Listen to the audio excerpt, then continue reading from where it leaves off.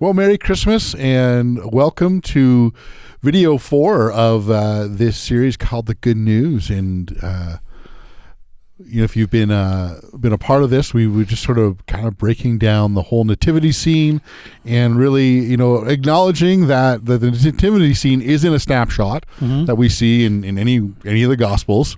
We see elements of it.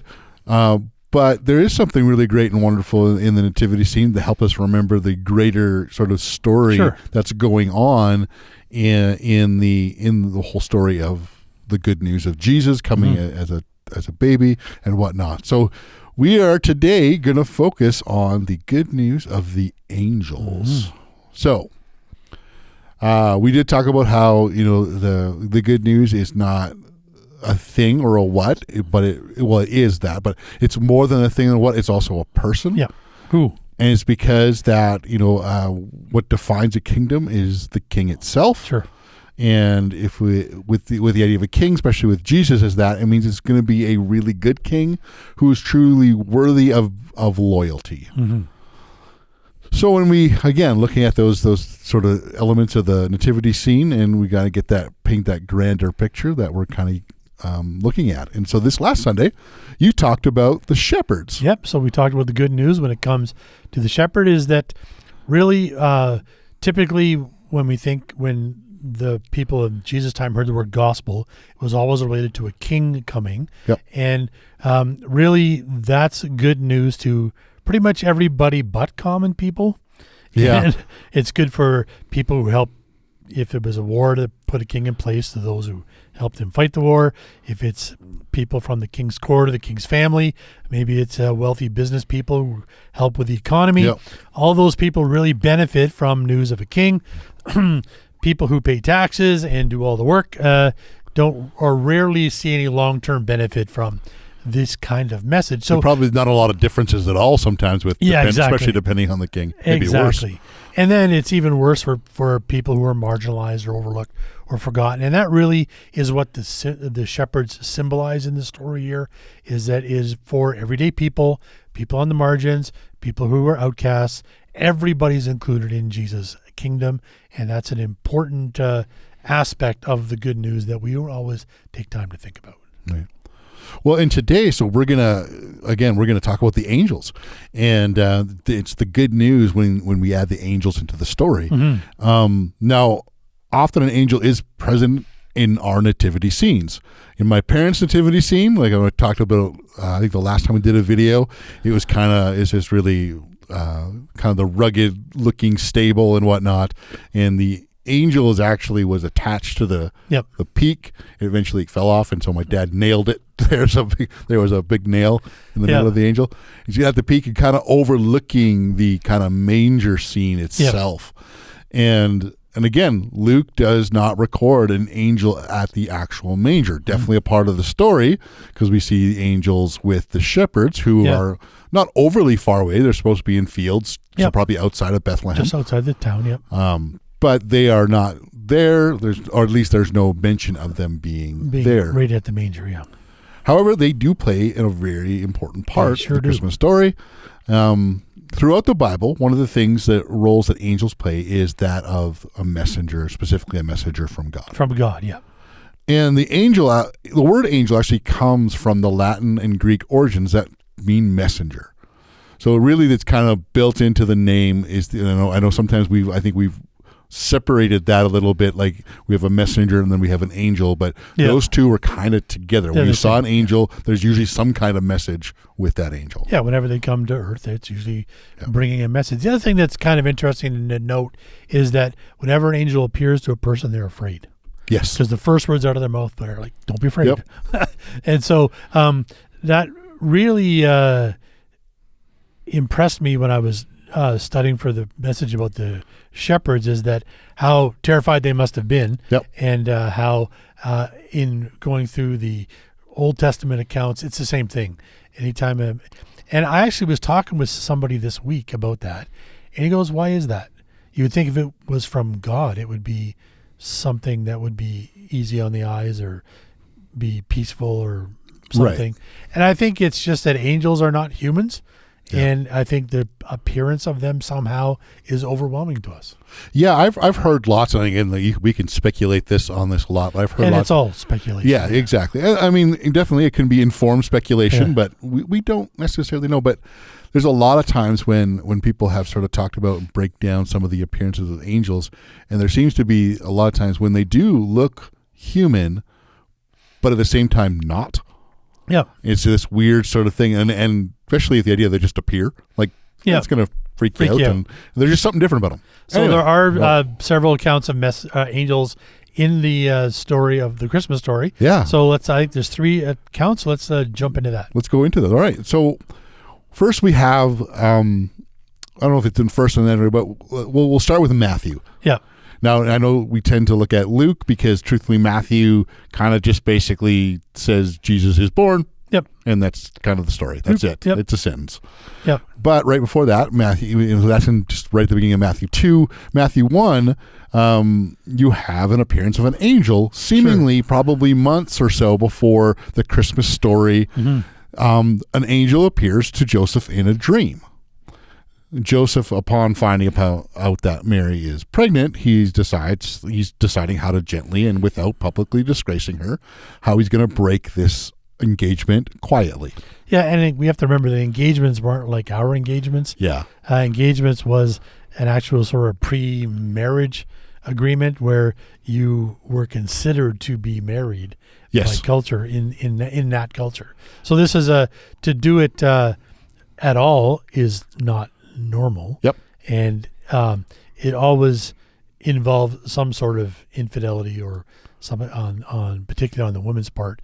In this case, Mary's obviously pregnant. Yep. So there's a reason that this is legitimate. But again, it shows Joseph's character. He's not wanting to publicly humiliate her. He must, in my mind, the only reason for that is that he truly does love her. Yeah, and I think that, and definitely Matthew makes that he is a righteous man. Yeah. So verse 20 in Matthew chapter 1, it says this. It says, as he considered this, so this thing we were just talking about, an angel of the Lord appeared to him in a dream. Joseph, son of David, the angel said, do not be afraid to take Mary as your wife, for the child within her was conceived by the Holy Spirit, and she will have a son, and you are to name him Jesus, and he will save his people from their sins.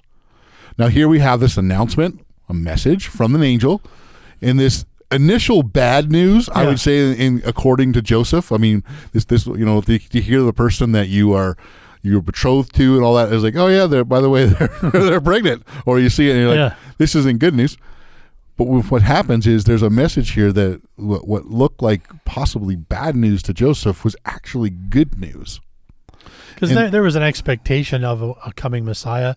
The culture had, at that time, I mean, we read later on in the story about how after Jesus goes back to heaven and the apostles are brought out before the Sanhedrin, and one guy gets up and said, oh, there was this guy that happened and nothing came of him. This other guy happened, and once he died, nothing came of him. So there was obviously people had been expecting a Messiah, and there were sort of people who would come up that they thought were Messiahs that weren't. So for Joseph to hear this from an angel, now any expectation he had of a Messiah is actually going to be true, and he's involved in the story. That would have been very huge for him. And there's like, oh, this is not just a story I'm hearing somewhere. There's a story. I'm in the midst of this story, and it's a fulfillment of the prophecy given by the prophet Isaiah. Yep, and that's a huge thing. So what we have here then is,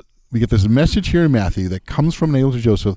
And this is where it gets really important part when you talk about the good news of the angels. It speaks of the origin of the good news. So yes, it's the good news itself, but really the big connection here with the angels is, where's this good news coming from?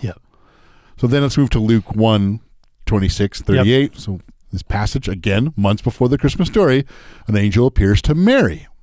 About 9 months. Probably a good chance it's about 9 months. Yeah, exactly. And in this time we actually get a name. We get the name Gabriel. Verse 28 of Luke 1 says, Gabriel appeared to her and said, greetings, favored woman. The Lord is with you. Confused and disturbed, Mary tried to think what the angel could mean. "Don't be afraid, Mary," the angel told her. There it is. Yep. Yeah, the afraid thing again. Yeah. "Don't be afraid, Mary," the angel told her, "for you have found favor with God. You will conceive and give birth to a son, and you will name him Jesus. He'll be very great, and he will be called the Son of the Most High. The Lord God will give him the throne of his ancestor David, and he will reign over Israel forever. His kingdom will never end." And once again, the good news, it's coming from this origin, being God, and it's a fulfillment of God's promise. Sure. And you talked a little bit about that in the introduction to this whole thing, like the idea that coming from the line of David and going right back to Genesis, just when we into this whole thing, and there's 4 or 5 distinct prophecies. I mean, there's quite a few in the major and minor prophets, but leading up to that, Isaiah is the sort of the big one. Yeah, we'll quote. But prior to that, there was a prophecy to King David, a prophecy to his great grandfather Judah, his great grandfather Abraham, and then all the way back to the Garden of Eden. There's these prophecies where God is showing that he's not abandoning the human race, that he's going to make a way for them to be restored and have a relationship with him again. And that's really what the Messiah is all about. And so, again, that part of it, I'm sure, is very good news for Mary. Yeah. Having to explain why she's pregnant, I think that might be not the so great part of that. Not so great part of that, yeah. People are always going to make assumptions, right? And so, so we have these 2 angel moments. We're seeing the origin of the good news. Yep. It's about God keeping his promise, as you just sort of talked about. Let's see, we're all the way back to Abraham and whatnot. Then you have Matthew referencing Isaiah. All this good news is linked to God. Yep. And what really is important is to see the idea of the good news linked to God. That means the good news is also linked to the characteristics of God. Yes. And this kind of goes back into a little bit where we were talking about the idea of it's not, the good news isn't just sort of that there is a kingdom coming. It's the kind of king he is. And therefore it's connected to things like goodness, justice, compassion, graciousness, great in mercy, slow to anger, faithful and abounding in love, loving kindness and truth. Yeah. And so you can look back at things like Exodus 34:6, Isaiah 145:8, and it's all of this sort of thing that brings the characteristics, which again, this is this good news that comes through the angels, is its origin. And its origin isn't simply because it comes from God, it gives its distinctives because it comes from God. Yes. Then probably the part of the story when it comes to the angels that we know the most is the angels in the shepherd's field. Exactly, yeah. So starting with Luke 2, in verse 8, it says, "That night there were shepherds staying in the fields nearby Bethlehem, guarding their flocks of sheep." Now just imagine this. It's a field. There isn't any lights. Not like we have a lot of light pollution. Yep. Like this isn't going to be that. Like there's going to it's going to be pretty dark. So there's probably a good chance there's maybe a fire somewhere in the area where some of the shepherds might be by, or if they're taking kind of turns watching and walking around. Yeah. I'm sure there's some torches involved. Well, typically, as in my research for the message on the shepherds, is that they would typically herd the sheep into a cave or a pen at night, and then they would kind of sleep at the gate or the open mouth of the cave with a fire, so that any predators that might come, because most predators are nocturnal, and so they would take turns staying awake during the night around the fire and sleep right to protect the sheep. So should anything happen, they're all right there to kind of come to the defense of the sheep. So it could be extremely dark and you're kind of huddled. The only light is from a little fire. Yeah, and as much as that, I'm sure that's helpful. They're probably straining with all of their senses intact, to alert of any possible dangers going on. And as much as there's light, and this is definitely my experience, it's going to be limited in the light that it can cast, because when I like to sit outside in my backyard and I have a little fire table out there. Yeah. And as it gets dark, I actually, because of the light being right kind of by me, I can't see my fence after a while. Yeah. Like I can see obviously the And it's houses not that beyond. far away. It's not that far away. I can Yeah. see the houses beyond because they're lit up. Lit up, And yeah. we have a little green space in the back, Yeah. and it's just kind of just dark. And in fact, one night, a skunk kind of came underneath the fence, and I didn't notice it till it's about a third of the way up. So it kind of as it started to enter the light. Oh, no. But, you Yeah. just sort of notice a little bit of movement, and so I am thinking that these shepherds, I would imagine, are feeling pretty vigilant, taking their time, their posts at the time where one may be sleeping for a bit and taking its time there. And then all of a sudden, verse 9, suddenly the angel of the Lord appeared among them, and the radiance of the Lord's glory surrounded them, and they were terrified. Well, that's a big light. Yeah. So right, like you say, and it didn't come up like the sun. It was like it's pitch black dark. You're around the fire looking around for predators. All of a sudden, boom! It's like, well, and it's just like, imagine even if like whenever you've had that moment where maybe you've been in a dark room in the morning and somebody just turns on the big light and yet instantly even that notion starts to startle you, much less all of a sudden there's a being there and it's starting to talk to us. Yeah, and if you're just waking up, you're gonna like, is this real kind of thing? Yep. Yeah. And again, the angel, they were terrified, but the angel reassured them, don't be afraid. Yep. He said, I bring you good news that'll bring great joy to all people. The Savior, yes, the Messiah, the Lord, has been born today in Bethlehem, the city of David. And you will recognize him by this sign. You find a baby wrapped snugly in strips of cloth, lying in a manger. Suddenly, the angel was joined by a vast host of the armies of heaven, praising God and saying, Glory to God in the highest heaven, and peace on earth to those with whom God is pleased. And again, we have that suddenly. Yeah. So we kind of have two moments. Yeah. Where you have this single emanating kind of being and light and all that, and just there, and then all of a sudden, the idea of this armies is basically the idea is there's a lot of them. Yeah. Just would have lit up that sky. I would imagine much like like a stadium kind of lighting of that, like where if you go in the middle of the stadium, in outside stadium with the around, lights, it's like daylight in there. And my guess is that that's what's going on here. So startling them probably once again. Yeah, and and then the angels return to heaven. So all of a sudden they would be dark again, back to dark. Yeah, and so the shepherds who are working and at that point, it was pretty dark. Then all of a sudden, there's a dazzling brightness that signifies the presence of God's glory. Mm-hmm. So this points not just again to the message of the angel, but to the source of this message. Sure. And after the message of the angel is punctuated by the armies of heaven showing up and praising God and speaking to the goodness of the message as well as to the source. Mm-hmm. And this is quite the contrast, like the idea of this vast heavenly hosts that just light up the sky and giving praise to God to humble little baby in a manger. Yeah, and even just the fact that it's two shepherds. Yeah. They're the outcasts. They're the lowest of the. I mean, next to tax collectors, shepherds are one up on the social ladder, which is pretty low. Yep. And God's giving them all this splendor, enough splendor that is befitting a king. Yep.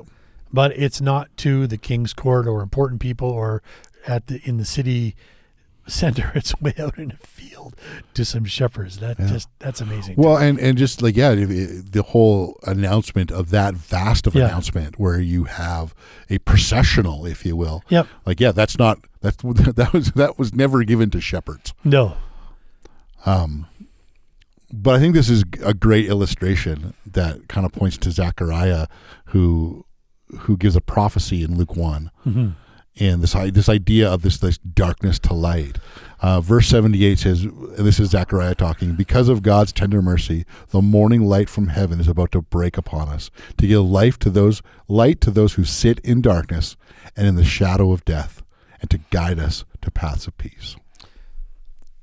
That is really interesting. I've never noticed that before. The connection to that and the actual shepherds.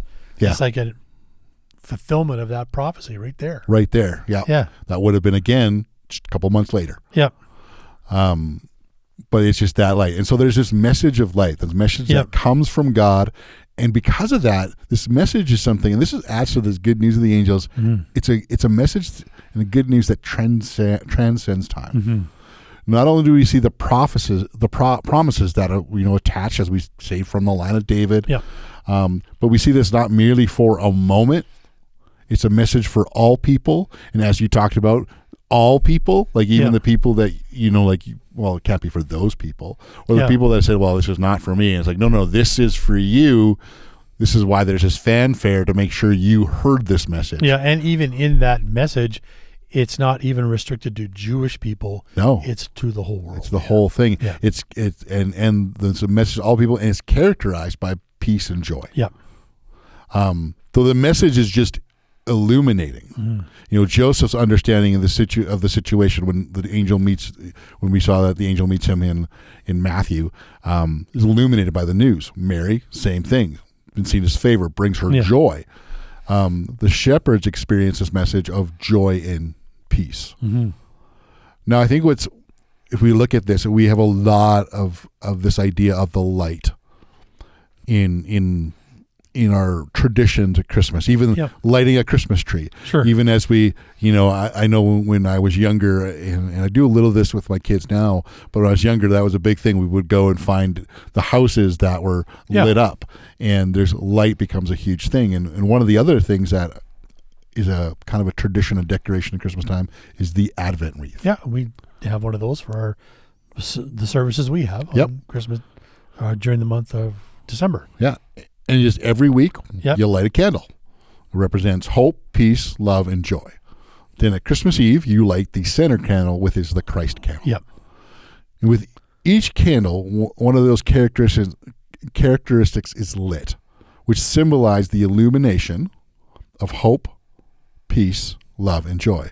And with the Christ candle at the center, we're illuminating the presence of God. So that's the King and what his kingdom will be like. Yes. Exactly. And you're right. Those characteristics are such a huge part of that. And so through Christ, the Emmanuel, God with us, the joy, peace, hope, love is going to emanate from God and his kingdom, because God is a source. Therefore, it is transcendent. I think that's a really important part of, again, with the angels. Not only it's really wonderful to say it's going to be characterized by the hope, the peace, the joy, and the love. It's to say therefore, and also this is supposed to be transcendent. It's good news, again, because of the joy and peace. It's great news because the source is the joy and peace that is from God. And it's the angels that bring it into this overarching story of God. So the question I think is really important is, how do we live out this message? Sure. Now, I think the angel in the nativity scene can be our reminder that this message of joy and peace finds its origins in God, therefore it's transcendent and for today. Now, our normal thing, I feel like it's been a huge thing in the last several years, at least I feel like I've noticed it, has been this whole idea at Christmas time, both keeping Christ in Christmas. Yeah, and I think the way that normally plays out is you don't use the word X in Xmas. It's don't say just happy holidays. Making sure you even say the word Christmas has the word Christ in it. So there's been this move of Christians sort of to keep the word in place, but I don't think that really does justice to what God intends for us. No, not at all. I and this is what I would put forth, especially with this message idea from the angels, is in how we can really truly keep Christ in Christmas is by illuminating things like peace, joy, hope, and love. Yeah. The characteristics of the good news of the kingdom of God and God's presence with us. So as Jesus. Followers of Jesus Yeah. and us participating in God's kingdom, that is how we should be acting. And it's how we treat other people, the people around us. Yeah. And are we joyful people, or are we just as hurried and busy and angry as everybody else? Exactly. Are we speaking things of hope, or are we actually actively taking away? Are we doing things that, like, simple acts that, you know, a peace, or I think we've talked about this quite a bit. The peace is not merely the absence of conflict, but the actual desire for flourishing. So are we in our Christmas season doing acts that even can somehow contribute to some kind of flourishing to people around us. Yeah, and I think that's an extremely important thing to remember. Is that, I mean, I know our church community is participating in the drop-in centers sock program, Yeah. where we fill a sock with things that homeless people might need, and I think those are the kind of things that just help us keep grounded and not making Christmas all about us or our own families or getting gifts for ourselves, but just helping other people that don't normally flourish have the ability to flourish. Yeah. At least at Christmas time and hopefully throughout the year. Yeah, and so I think we continue that message and we remind each other that God is the source of this message. Yep. That the message is God is with us and He's happy to be with us. Yes, exactly. Which is a message of joy. We've talked about that, in our community quite a bit. The idea of joy is the acknowledgement of like somebody's happy to be with us. Yeah, I'm not with you to keep you in line. Yeah, I'm here because I want to be and I love you. That's right. Yeah, and that light can be a reminder that of the good news message. Yeah, Jesus, God is with us, and that the source of the message is God Himself. Yeah. And I think that sort of brings us to the end of what we've been talking about today. So thank you for listening. If you have any questions or comments, please leave them in the discussion notes. However you're listening to this, we'd be happy to respond to you. Please like and subscribe and join us again next time as we continue on the series, The Good News.